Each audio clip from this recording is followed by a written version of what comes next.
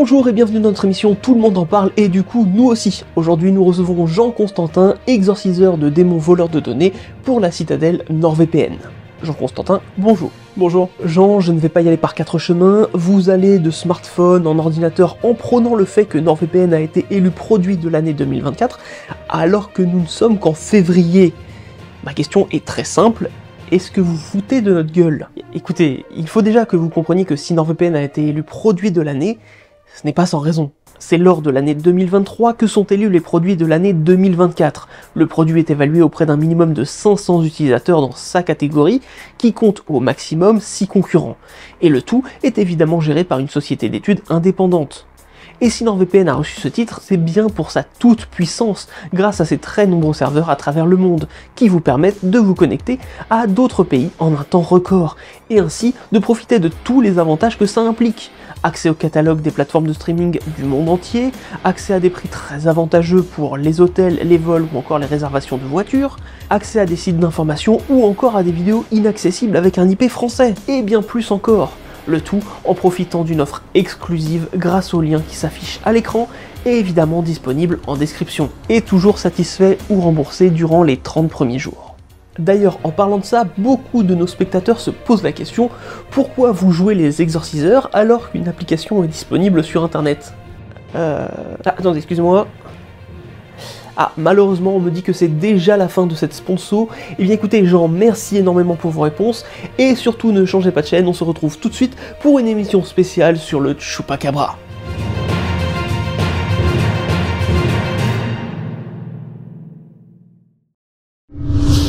Le Chupacabra. Cette créature apparaît aux quatre coins du monde, mais que personne n'a pour le moment réussi à identifier.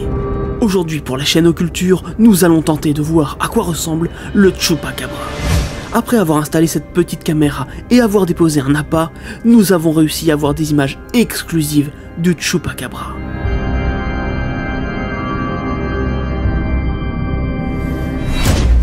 Des images incroyables et d'une rare violence, comme vous pouvez le... Tu fais quoi là? Attends, ça fait des mois qu'on t'a pas vu sur la chaîne, tu reviens et tu fous la merde? Oui, je sais. Mais je me suis dit qu'on pouvait quand même tenter un nouveau genre d'intro, tu vois, quelque chose d'original, d'accrocheur. Non, ça va pas du tout. T'imagines Marie-Madeleine tombe là-dessus, mais tu vas te faire défoncer. T'as beau être mon doppelganger, je te défendrai pas là. Hein. Tu arrêtes tout de suite et on fait la phrase de lancement classique. Tout de suite. C'est parti pour un nouveau moment d'occulture.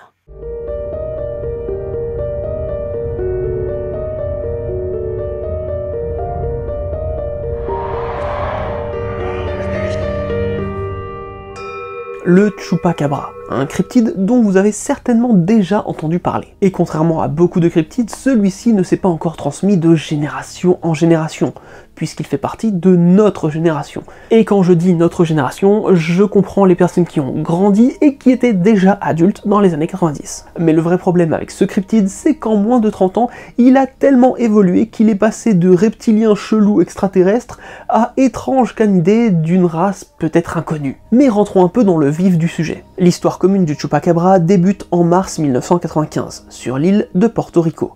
Les médias locaux rapportent l'histoire d'une attaque de 8 chèvres, porteurs de 3 blessures à la poitrine, et qui auraient, dit-on, été complètement exsanguées, c'est-à-dire vidées de leur sang. Dans un premier temps, les autorités ont pensé à un animal sauvage, mais sans grande conviction car l'île est dépourvue de canidés prédateurs. Du coup, devinez qui a été suspecté en premier, hein? Devinez? Un culte satanique!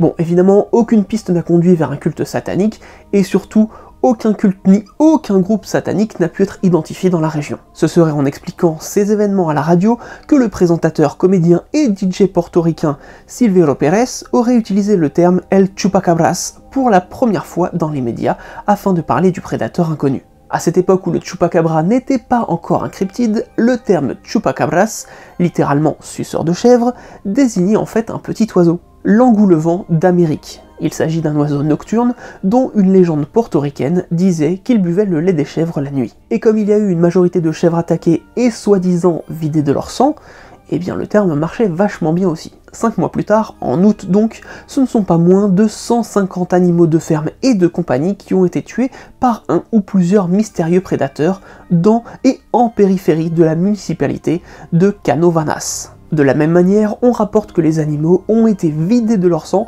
par de petites plaies circulaires. Et c'est ce même mois que le tout premier témoignage étrange est survenu. Le témoin, une femme, Madeline Tolentino. Et c'est dans la semaine du 7 août 1995 qu'elle aurait aperçu une créature extraordinaire. D'après ses dires, elle a vu une chose bizarre, d'une hauteur de 1 à 2 mètres, avec des pointes phosphorescentes et multicolores sur le dos, courant sur le corps depuis la tête jusqu'à l'extrémité du dos.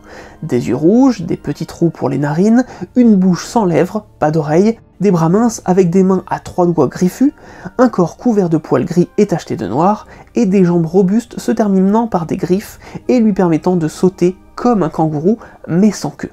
Elle conclura en disant qu'il était comme un extraterrestre. Pour cela, encore faudrait-il avoir déjà vu un extraterrestre pour pouvoir faire une comparaison, mais bref.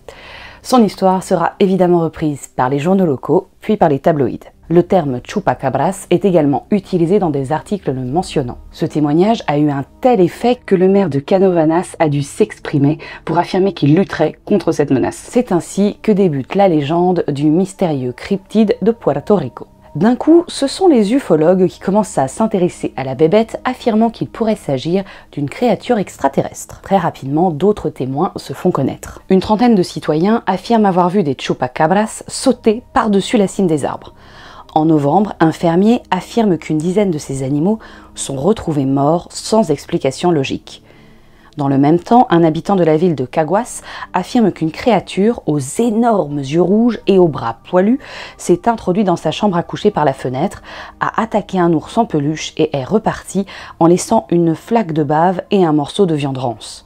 À la fin des années 1995, ce ne sont pas moins de 1000 décès d'animaux qui sont accordés aux chupacabras, uniquement sur l'île de Puerto Rico. Et si je précise cela, c'est bien évidemment parce que cette créature sera tenue pour responsable d'autres attaques, non pas sur l'île, mais bien sur le continent américain lui-même, et plus exactement au Brésil. C'est dans la petite ville de Varginha, à environ 5000 km de Puerto Rico, que 3 jeunes filles affirmeront avoir observé une créature humanoïde bipède d'environ 1,60 m, avec une grosse tête et de grands yeux rouges sur un corps fin à la peau brune. Elle précise également que la créature dégageait une odeur forte et désagréable. Par la suite, c'est aux États-Unis que la créature aurait été aperçue. En mars 1996, dans une zone rurale au nord-ouest de Miami, le chupacabras sera accusé d'avoir tué 40 animaux. Nous sommes à environ 1500 km de Puerto Rico et à environ 6000 km de la petite ville de Varginha. Le 2 mai, c'est au Texas, dans la vallée du Rio Grande, qu'une chèvre de compagnie âgée de 6 ans sera retrouvée morte avec les blessures accusant le chupacabras. Le même jour, à Juarez, au Mexique, à peine 150 km de distance, une étrange créature aurait été aperçue en train d'attaquer des chiens et d'autres petits mammifères. Le lendemain, le 3 mai, à peine 3 km de Juarez, le village de Calderón est terrifié par une créature géante ressemblant à une chauve-souris qui se serait nourrie du sang de plusieurs chèvres. Cette chauve-souris, pourtant plus crédible que la créature de Puerto Rico, est immédiatement appelée El Chupacabras. Le 15 mai, c'est la CNN qui écrit un article sur la créature. Le passage du mot chupacabras en anglais a donné chupacabra, qui sera depuis lors le terme le plus utilisé. Voici donc quelques lignes intéressantes de l'article. La créature a été accusée de tuer des chèvres, des moutons et des poulets et de terroriser la campagne mexicaine. C'est horrible parce que nous ne savons pas ce que c'est, a déclaré une femme. Je ne pense pas qu'il s'agisse d'un coyote ou d'un chien comme le disent les autorités, car un chien ne peut pas tuer 10 chèvres d'un seul coup. Dans le nord du Mexique, des paysans terrifiés ont tenté de chasser le chupacabra avec l'aide de la police, mais même une belle récompense n'a pas suffi à capturer ou à photographier la mystérieuse créature. Ce suceur de chèvre est également accusé d'être à l'origine d'au moins un mariage brisé. Un homme a demandé le divorce à sa femme après avoir refusé de la croire lorsqu'elle a affirmé que les marques sur son cou avaient été causées par le suceur de chèvre.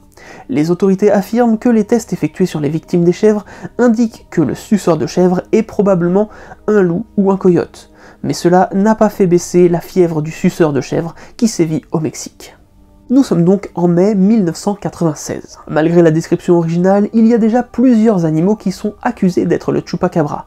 Pourtant, la rumeur d'une étrange bestiole continue de se propager. Alors que la fièvre du chupacabra continue de s'étendre au Mexique, de nombreux spécialistes sont interrogés sur le phénomène. C'est le cas du docteur Carmona, vétérinaire, qui dira « Il s'agit simplement d'animaux sauvages qui saignent le petit bétail pour apaiser leur soif.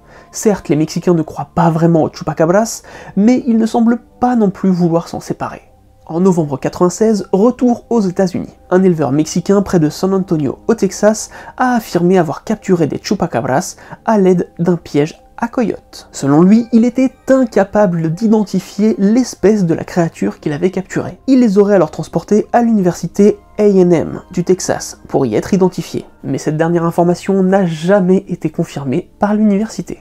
C'est non. En novembre 1997, retour à Porto Rico. La créature aurait tué 2 chèvres, en aurait saigné une autre, et se serait emparée d'un chevreau dans une petite ferme près de Loíza. Un ouvrier aurait d'ailleurs entendu un battement d'ailes vers 2 h du matin et aurait découvert des chevaux et des vaches complètement affolés. Mais le plus étonnant, c'est que dans la nuit du 12 novembre de la même année, 2 amis entendant des cris ressemblant aux cris d'un cochon vont affirmer avoir vu une créature aux grands yeux rouges, au corps couvert de poils filandreux, mesurant 1 mètre à 4 pattes et environ 1,90 m sur 2 pattes.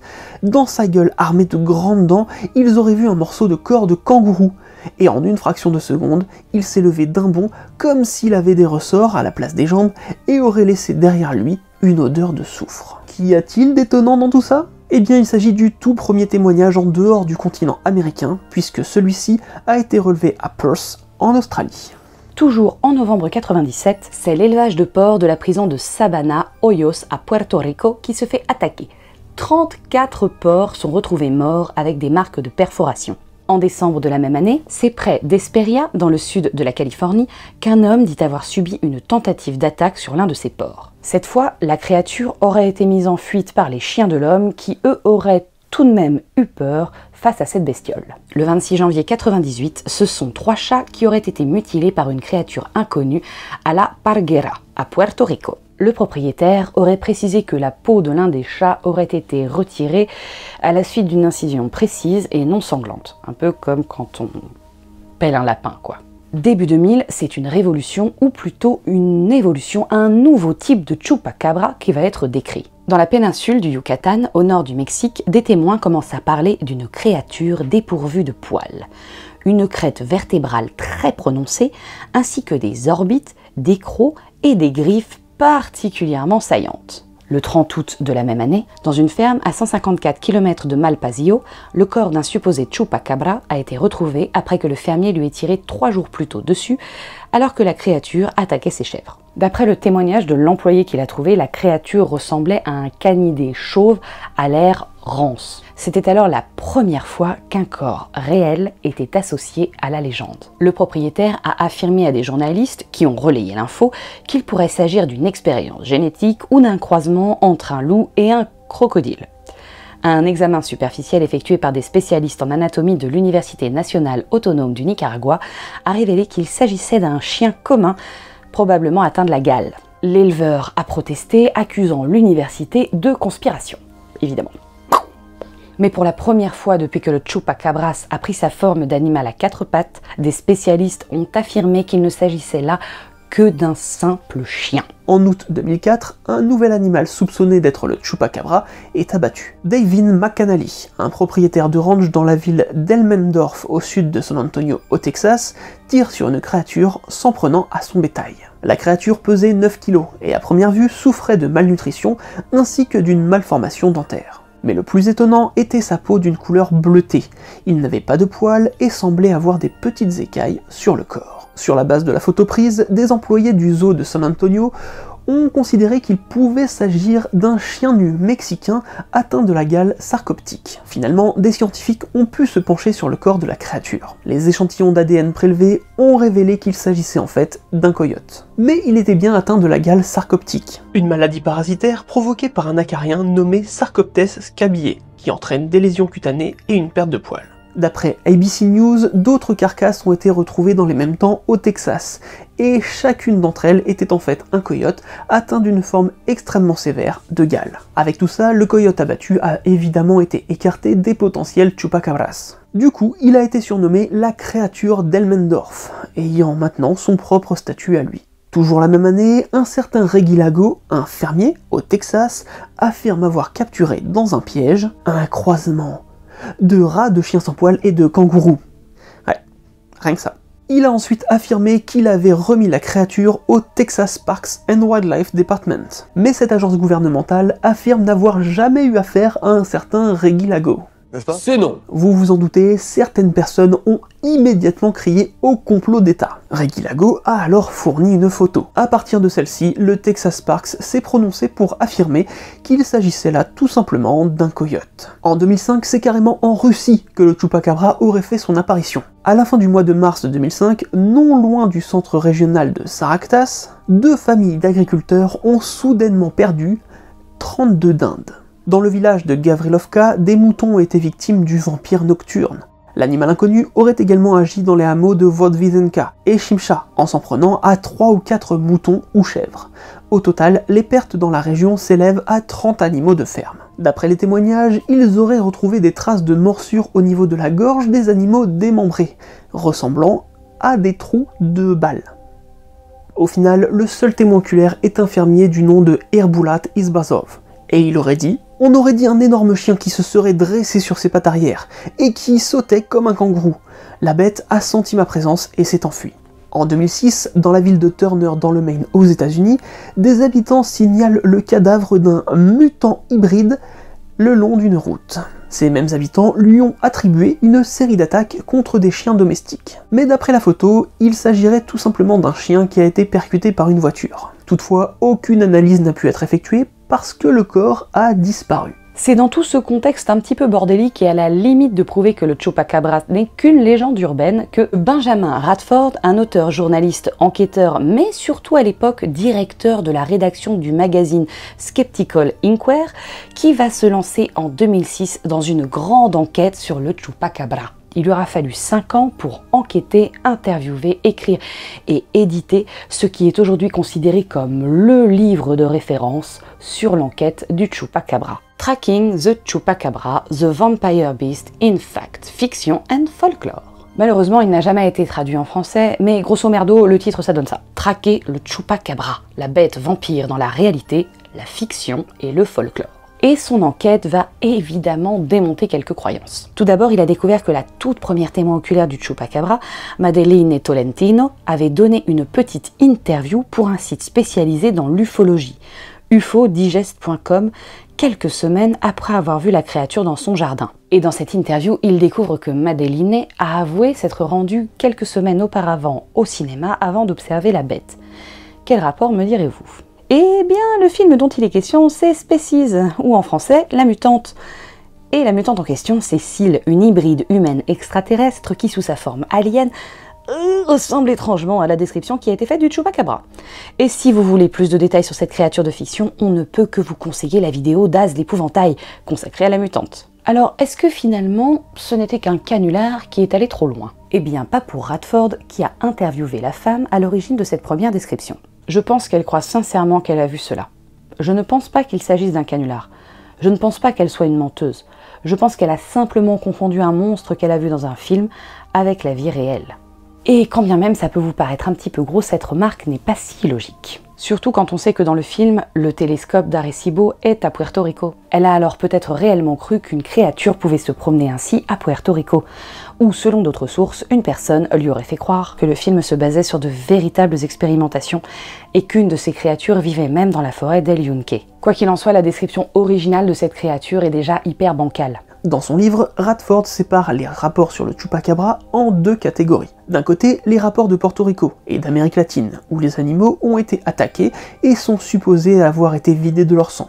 Et de l'autre, les rapports venant majoritairement des États-Unis sur des mammifères semblant être des chiens ou des coyotes atteints de la gale. Concernant les animaux vidés de leur sang, sur 300 cadavres qui ont été désignés comme étant des victimes du Chupacabra, aucun rapport ne stipule une succion du sang par un autre animal ou même par un objet. Radford rappelle dans son livre que ce genre d'événement s'est déjà produit dans le passé à Porto Rico. En 1975, une créature inconnue s'en prenait au bétail de la ville de Moca. De la même façon, c'est d'abord une secte satanique qui a été accusée. Évidemment. Puis la raison l'a emporté, et ce sont les chauves-souris et les serpents qui ont été accusés et chassés par les habitants.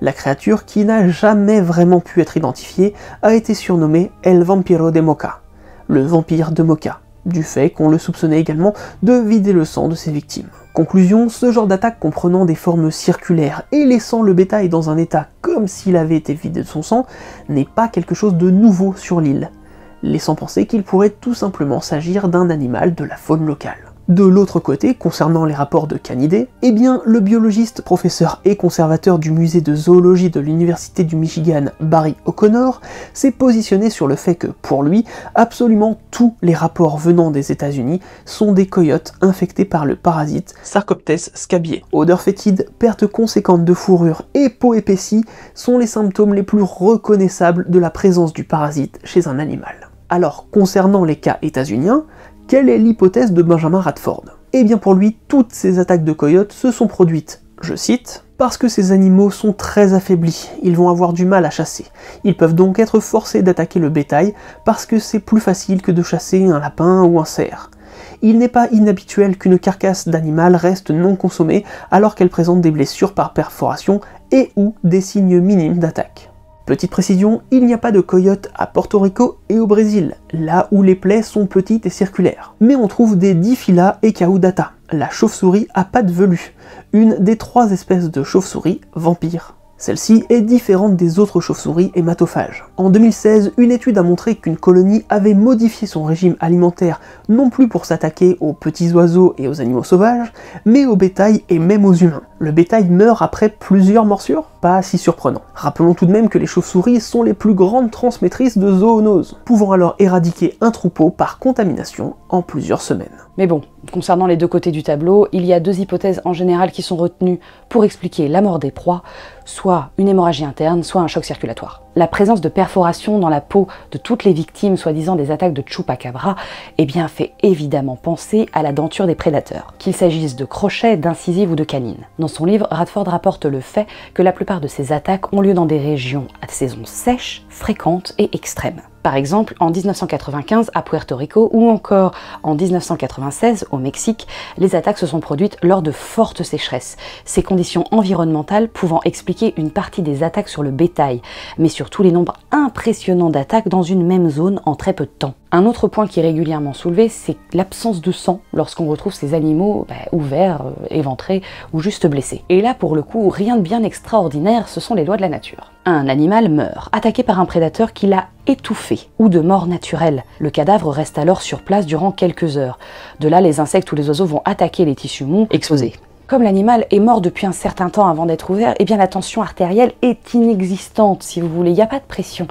Le sang a généralement coagulé et du coup on n'a pas cette espèce de geyser impressionnant qu'on va imaginer. Le tout donnant alors l'impression que l'animal a été vidé de son sang. Et vous allez me dire, c'est bien beau tout ça, mais quid des attaques en Australie ou en Russie, voire même dans d'autres pays dont nous n'avons pas parlé dans cette vidéo? Eh bien là, ce sont carrément 2 cryptozoologues qui se sont prononcés sur le sujet. Lorraine Coleman et Patrick Hughes ont nommé ce phénomène le problème du regroupement. En gros, pour simplifier, il s'agit du moment où une créature considérée comme un cryptide devient suffisamment célèbre pour que des individus donnent son nom à d'autres créatures ou des phénomènes sans rapport avec elle. Dans le cas qui nous intéresse ici, le chupacabra, on se retrouve avec une multitude de rapports, d'incidents finalement assez différents les uns des autres et qui pourraient être attribués à plusieurs animaux différents, mais qui ne le sont que pour une seule créature, le chupacabra. Ce qui n'aide pas à la crédibilité du chupacabra. Et ce qui n'aide pas non plus le travail des cryptozoologues. Et le problème du regroupement, c'est sans doute déjà ce qui s'est passé entre la version du chupacabra de Puerto Rico et celle du Mexique / États-Unis. Les chauves-souris vampires éventuellement versus les coyotes. Du coup, avec l'enquête complète de Radford, plus les nombreux scientifiques qui se sont penchés sur le sujet, eh bien, le chupacabra n'est plus qu'un lointain souvenir. Évidemment que non! Bon, déjà, comme vous vous en doutez, les arts se sont appropriés la créature assez rapidement. Le chupacabra ayant commencé sa carrière en 1995, la présence d'internet récemment venue a permis de populariser la créature assez rapidement. Et dès 1997, c'est la série X-Files qui sera la première à utiliser le chupacabra en racontant l'histoire d'un homme qui pense être la créature en question dans le 11e épisode de la saison 4. Cet épisode sera renommé d'ailleurs en français El Chupacabra, alors que son titre d'origine est El Mundo Gira, littéralement le monde tourne. Côté dessin animé, sur la même année, le Chupacabra devient une créature issue d'une expérience de Dexter dans la série Le Laboratoire de Dexter. Toujours en 97, c'est le groupe Tiro de Gracia qui sera le premier à écrire une chanson sur le sujet nommée Chupacabras. Et côté jeux vidéo, le premier à incorporer le Chupacabra fut Diablo, où l'on peut croiser la créature dans le niveau 3. Puis, en 1999, Futurama nous présentera le Chupanibre, la première forme parodique du Chupacabra. Après ça, les années 2000 feront petit à petit la réputation du Chupacabra. On en entend parler dans Charmed en 2001. Chupacabra. Mais également dans les aventures de Jackie Chan.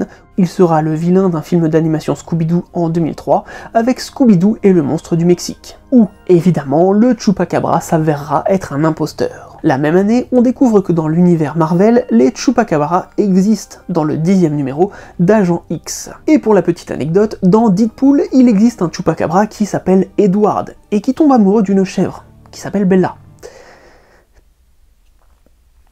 Voilà, vous faites ce que vous voulez de cette info. En 2006, on l'évoque dans Supernatural. On a signalé un Chupacabra dans l'état voisin. Et dans Dexter. I got a mummified chupacabra at home. En 2007, c'est dans le livre Le Chasseur et son ombre, coécrit par George R.R. Martin, Gardner Dozois et Daniel Abraham, que le Chupacabra sera évoqué comme une espèce de prédateur de la planète Sao Paulo. M'en demandez pas plus, hein, je l'ai pas lu, j'ai juste trouvé l'info comme ça.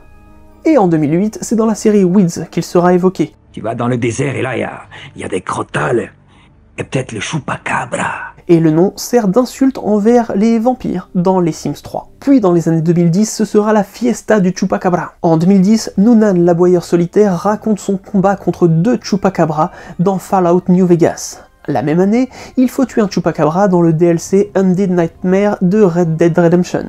En 2011, l'épisode 8 de la saison 4 de Grimm sera consacré à la créature.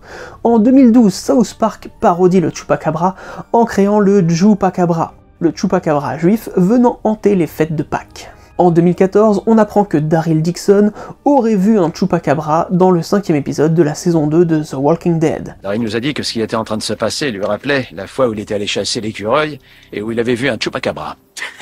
Cette même année, c'est un film d'horreur qui mettra à l'honneur le cryptide, Indigenous. Et évidemment, en 2018, la présence d'un Chupacabra nommé Antonio aux côtés de Grindelwald dans le second volet des Animaux Fantastiques se fera remarquer. Cette même année, le Chupacabra sortira sous 2 formes enjouées, une figurine pop adaptée du film et une figurine de la marque Cryptozoic Entertainment, reprenant la description de Madeline Tolentino. Par contre, ces dernières années, la créature s'est fait un peu moins présente dans l'art. En France, on a pu entendre son nom dans la série humoristique Le Flambeau, car l'intrigue se déroule sur l'île Chupacabra. Et pour info, l'île de Chupacabra n'existe pas. La série a été tournée en Corse. En 2021, Chupacabra est le nom d'un nouvel élève dans les comics Teen Titans Academy, chez DC Comics, qui a reçu une version du sérum de Man-Bat, faisant de lui un prédateur redoutable. En 2022, avant de devenir le futur roi des pirates, Iñaki Godoy a incarné le personnage de Juan Ruiz dans la série The Imperfects, qui a le pouvoir de se transformer en Chupacabra à chaque fois qu'une personne qu'il aime est en danger. Mais le dernier film en date au moment de la sortie de cette vidéo qui met en avant le cryptide de façon adorable est Chupa, sorti en 2023 et dispo sur Netflix. Alors avec tout ça, que devient le Chupacabra? Est-ce que le livre de Benjamin Radford a mis un point final à la présence de ce cryptide à travers le monde? Ah non, évidemment. Des cas de la présence du Chupacabra font régulièrement surface dans les médias. Parfois c'est un peu gros, comme en 2007, à Cuero au Texas, où Phyllis Canyon aurait découvert 3 cadavres de Chupacabras. Elle a pris des photos, gardé l'une des têtes au frigo et en a fait des t-shirts. Oui, là on est bien sur l'utilisation du folklore et des croyances pour faire du fric. Et c'est aussi un petit comportement sociopathique que de garder la tête d'une bestiole non identifiée dans son frigo. Et un peu dégueu aussi.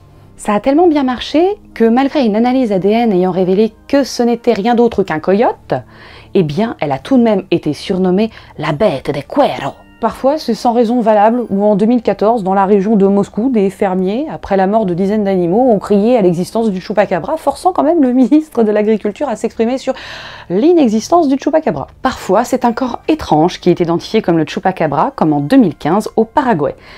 Il a d'abord été qualifié de créature hybride, mi-monstre, mi-animal, avant d'être identifié par les pompiers, puis par l'ancien conservateur de la Smithsonian Institution comme étant un singe en état de décomposition avancée. Et parfois c'est tout simplement une nouvelle preuve photographiée ou une nouvelle preuve filmée, relayée par les médias. Comme en 2019 à Houston, au Texas, ou encore une fois à Puerto Rico. Quoi qu'il en soit, le Chupacabra semble être implanté profondément dans l'inconscient collectif. Même si les plus sceptiques affirment qu'il n'existe pas, beaucoup défendent l'existence d'un canidé pas encore identifié, d'un animal issu de manipulation génétique d'agences secrètes gouvernementales, ou encore d'une créature extraterrestre, plus exactement, un animal de compagnie extraterrestre. Oui, comme le Mothman. Ils ont d'ailleurs les yeux rouges en commun. Bref, et vous, que pensez-vous du Chupacabra? Plusieurs animaux? Un cryptide? Un hybride? Un extraterrestre? Un démon? Dites-nous tout en commentaire. Et si vous n'avez pas d'avis sur le sujet, mettez tout simplement un petit emoji chèvre dans les commentaires, histoire d'essayer d'attirer les Chupacabras. En tout cas, on espère que cette vidéo vous a plu et qu'elle vous a permis de mieux comprendre et d'en apprendre plus sur le Chupacabra. N'hésitez pas à la partager autour de vous, à nous rejoindre sur les réseaux sociaux, et même sur Twitch, et à vous abonner à la version podcast de nos vidéos. Si vous voulez soutenir la chaîne, vous pouvez le faire en devenant membre directement sur YouTube, sur KissKissBankBank, ou tout simplement en utilisant le bouton merci disponible sous la vidéo. Quant à nous, on va se dire à très vite pour un nouveau moment de culture.